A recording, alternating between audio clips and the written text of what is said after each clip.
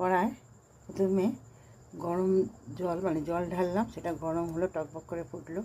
সেই জল কিংবা অল্প গরম জলে, আমি কিন্তু একটু বেশ ভালো গরম জলের মধ্যে দিয়েছি মশলাগুলো।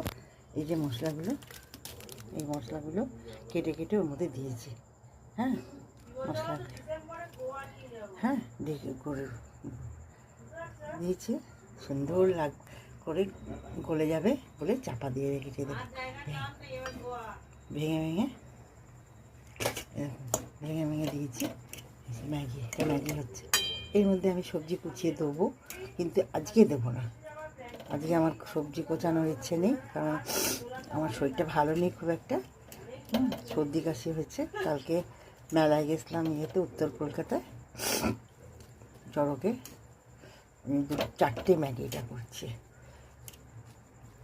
একসঙ্গে 4টে ম্যাগি করছি।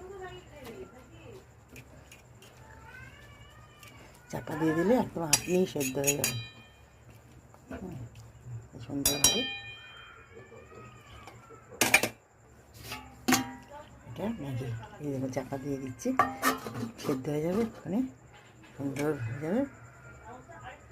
আর পুরোটা হয়ে যাক তখন দেখাবি। এটা ম্যাগি বানানো হয়েছে।